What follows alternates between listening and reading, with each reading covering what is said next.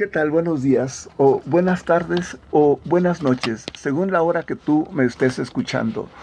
Quiero compartir con ustedes un nuevo estudio de la palabra de Dios. El día de hoy está basado en el Evangelio según San Juan, capítulo 4. Es el encuentro que tuvo nuestro Señor Jesucristo con la mujer samaritana. Permítanme leerlo. Cuando pues el Señor entendió que los fariseos habían oído decir: Jesús hace y bautiza más discípulos que Juan, aunque Jesús no bautizaba sino sus discípulos, salió de Judea y se fue otra vez a Galilea, y le era necesario pasar por Samaria. Vino pues a una ciudad llamada Sicar, junto a la heredad que Jacob dio a su hijo José. Estaba allí el pozo de Jacob. Entonces Jesús, cansado del camino, se sentó así junto al pozo. Era como la hora sexta. Vino una mujer de Samaria a sacar agua, y Jesús le dijo: dame de beber, pues sus discípulos habían ido a la ciudad a comprar de comer. La mujer samaritana le dijo: ¿cómo tú, siendo judío, me pides a mí de beber, que soy mujer samaritana? Porque judíos y samaritanos no se tratan entre sí. Respondió Jesús y le dijo: si conocierais el don de Dios y quién es el que te dice: dame de beber, tú le pedirías a él y él te daría agua viva. La mujer le dijo: Señor, no tienes con qué sacarla del pozo, es hondo. ¿De dónde pues tienes el agua viva? ¿Acaso eres mayor que nuestro padre Jacob, que nos dio este pozo, del cual bebieron él, sus hijos y sus ganados?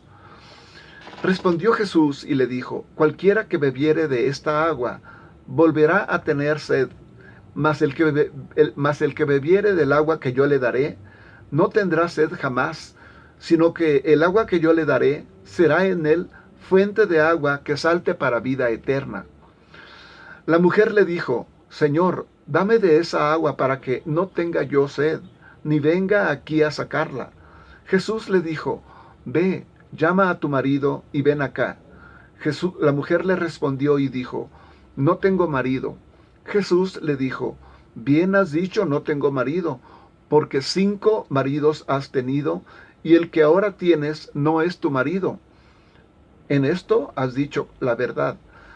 Le dijo la mujer: Señor, me parece que tú eres profeta. Nuestros padres adoraron en este monte, y vosotros decís que en Jerusalén es el lugar donde se debe de adorar. Jesús le dijo: mujer, créeme, que la hora viene cuando ni en este monte ni en Jerusalén adoraréis al Padre. Vosotros adoráis lo que no sabéis, nosotros adoramos lo que sabemos, porque la salvación viene de los judíos.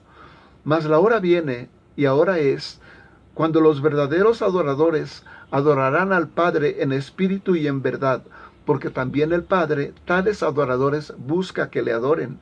Dios es espíritu, y los que le adoran en espíritu y en verdad es necesario que adoren. Bueno, hasta ahí es la palabra de Dios. El Evangelio, acordémonos cuál es el propósito del Evangelio de Juan. Se encuentra aquí mismo en el Evangelio de Juan, capítulo 20, versículo 31. Vean el propósito por el que se escribió el Evangelio. Dice: estas cosas se han escrito para que creáis que Jesús es el Cristo, el Hijo de Dios, y para que creyendo tengáis vida en su nombre. Se encuentra en Juan capítulo 20, versículo 31. Es el propósito de este evangelio, es para que creamos, para que sepamos que Jesús es el Cristo, el Hijo de Dios, y para que creyendo en Él tengamos vida en su nombre. Bueno, como les estaba diciendo, en este pasaje Jesús resplandece como Dios omnisciente, porque Él conoce perfectamente la vida de la mujer samaritana. Le dijo: 5 maridos tienes, y el que ahora tienes, 5 maridos has tenido, y el que ahora tienes no es tu marido. La conocía perfectamente. También conoce perfectamente a nosotros. nuestras necesidades. También lo vemos como hombre, al mismo tiempo que como Dios. Aquí está también la parte humana de Jesucristo, porque tuvo sed, estaba cansado y tuvo sed, le pidió de beber a la mujer. Entonces, aquí se presenta a Jesucristo como Dios y como hombre.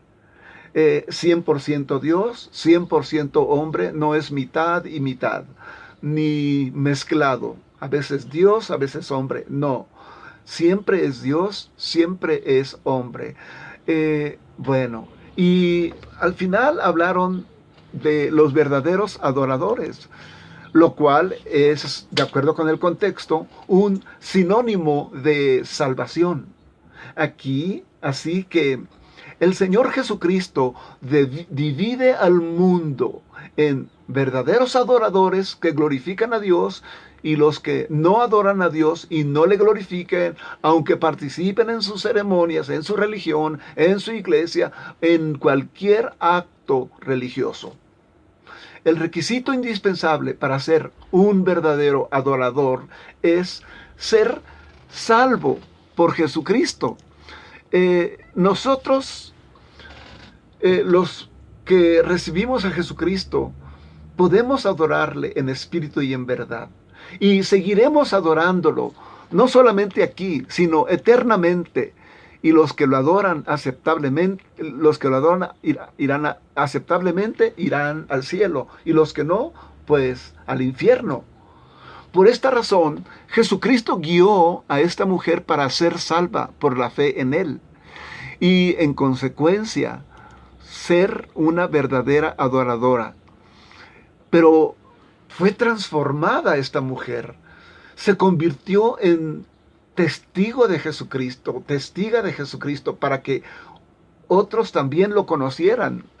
Los samaritanos eran considerados judíos apóstatas, idólatras, gentiles. Además, esta era una mujer de muy mala reputación. Jesucristo tenía una cita con ella. Aquí dice que era como la hora sexta. Significa 12 del día, 12 a mediodía. Esa era la hora de la cita que Jesucristo tenía con esta mujer. La mujer no lo sabía, pero Jesucristo sí lo sabía. Jesucristo ahí la esperó y se presentó a la mujer. Y se presentó también Jesucristo a ella, pero se le presentó como la fuente de agua de vida eterna. Esta mujer no sabía nada de Jesucristo, de sus enseñanzas, de sus milagros. Era indiferente a Él. No se interesaba en su salvación porque vivía en adulterio. ¿Cómo podría dedicarse a lo espiritual? Bueno, el texto dice que era necesario que Jesús pasara por Samaria, porque iba de Jerusalén a Galilea, y pues Samaria quedaba geográficamente en medio. Así que era necesario, geográficamente tenía que pasar por Samaria. Pero los judíos, aunque se tardaran y se cansaran más, rodeaban Samaria, no pasaban, no pisaban territorio samaritano porque se contaminaban. Aunque tomaran muchos días de camino, pero Jesucristo no rodeó. Él sí atravesó por Samaria y llegó a Samaria y allí estaba. Jesucristo dice aquí que era necesario, no solamente por cruzar geográficamente, sino era necesario tener este encuentro. Tenía que encontrar y salvar a esta mujer samaritana. Y ahí estaba, puntual a su cita, en el pozo de Jacob. Envió a sus discípulos a comprar comida para quedarse solo. Llegó la mujer samaritana, vio a ese hombre judío, no le dirigió la palabra, ni esperaba que él hablara con ella por ser judío. En el versículo 9 dice que los judíos no hablan con los samaritanos. De repente, para su sorpresa, Jesucristo le dijo: dame de beber. En esta petición, Jesucristo hizo una condescendencia. Él no discriminó a la mujer ni por ser samaritana, ni por ser mujer, ni por ser de mala reputación. Pero sí se extrañó la mujer y le dijo: ¿cómo tú, siendo judío, me pides de beber a mí, que soy mujer samaritana? Y Jesucristo inmediatamente le sorprendió aún más, diciéndole en el versículo 10, si conocieras el don de Dios, ¿y quién es el que te dice dame de beber? Tú le pedirías y él te daría agua viva. Magnífica estrategia evangelizadora de nuestro Señor Jesucristo. Luego a presentarle lo mejor, la salvación, el cielo. Palabras claves: pedir, don de Dios. Todas las religiones del mundo dicen: haz esto, haz esta ceremonia, haz este sacrificio, haz estas buenas obras. Solo el cristianismo dice: pide y se te dará el don de Dios. ¿Cuál es este don de Dios? En esta ocasión se presenta como el agua viva, que es un sinónimo de vida eterna, o sea, salvación. La mujer se preguntaba: ¿quién es este? ¿De qué agua viva me está hablando? Y le dijo: Señor, ¿no tienes con qué sacar el agua del pozo? Y está muy hondo. Y en el versículo 11 le dice: ¿a poco tú eres mayor que Jacob? Además de confundida, la mujer como que se burlaba de Jesucristo. ¿A poco tú eres mucho más que Jacob? Y Jesucristo le contestó con paciencia, con amor, y le dijo en el versículo 13: cualquiera que beba de esta agua volverá a tener sed, mas el que bebiere del agua que yo le daré no tendrá sed jamás, sino que el agua que yo le daré será en él una fuente que salte para vida eterna. Bueno, no volverá a tener sed, pero el que beba de esta agua, de este pozo, volverá a tener sed. Va a tener que venir como tú todos los días a llevar más y más y más agua, todos los días, siempre. Por eso en Jeremías la palabra de Dios dice que todo lo demás, todo, las religiones, las ceremonias, las penitencias, las buenas obras, lo que tú quieras hacer para ganar la salvación o satisfacer tu corazón en el sentido espiritual, son cisternas rotas que no contienen agua para saciar tu sed. Pero Jesucristo aquí se presenta como la fuente de agua que salta para vida eterna. Y la mujer, por supuesto que todavía no le creía. Estaba pensando la mujer: ahora hasta me ofrece una fuente de agua viva que da vida eterna. ¿Cómo es posible? Y en el versículo 15, esta mujer es sarcástica e incrédula y le dice: a ver, dame esta agua para que ya no tenga sed. Le estaba pidiendo algo que ella ni creía, ni solamente era un sarcasmo, una burla. Jesucristo, en el versículo 16, empieza a confrontarla con su pecado. Le dice, versículo 16, ve, llama a tu marido y ven acá, para descubrirle su pecado. Porque ella necesitaba reconocerse pecadora y arrepentirse. Y ella sabía lo que les pasaba a las mujeres adúlteras. Las mataban a pedradas, eran lapidadas. Y le dijo, no tengo marido.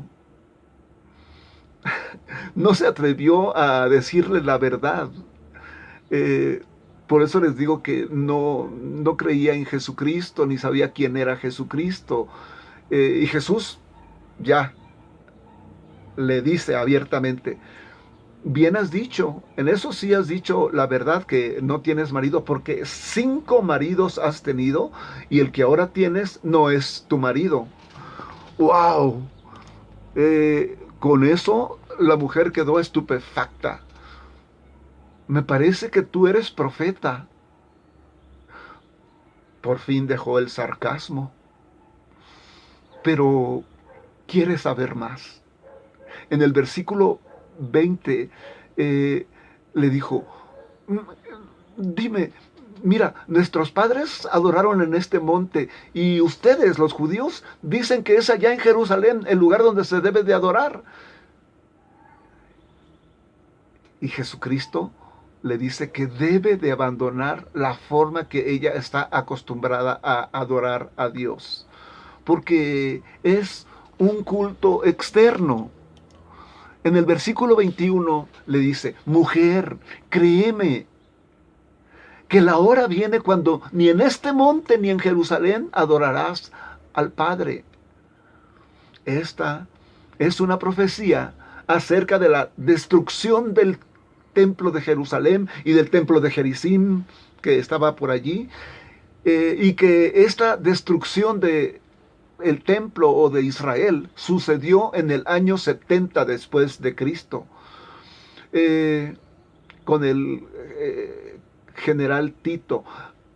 Y ahora se adora a Dios donde 2 o 3 estén congregados en su nombre. Y Jesucristo le dijo, créeme. El templo de Gerizim fue edificado por un sistema judaico corrupto, con sacerdotes falsos ordenados por Sanballat, el enemigo de Nehemías. Y había en ese templo ceremonias y rituales muy ostentosos, muy bonitos, pero ilegales. Los judíos del norte, de las 10 tribus del norte que los judíos del sur consideraban gentiles, porque se casaron con los idólatras asirios y se mezclaron con ellos en varias generaciones, y entonces resultó en una religión mezcla de judaísmo con idolatría. Era una mezcla corrupta de judaísmo.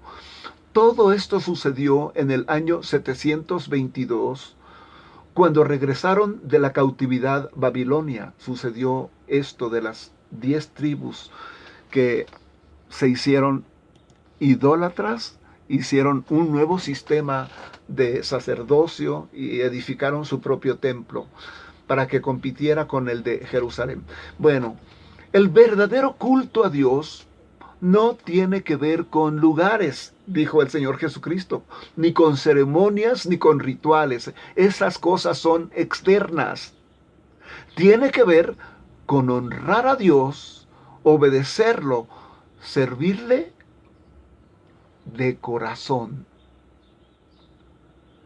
Cuando Jesucristo murió, el velo del lugar santísimo en el templo de Jerusalén se rasgó de arriba abajo y allí terminó el culto a Dios al estilo del Antiguo Testamento.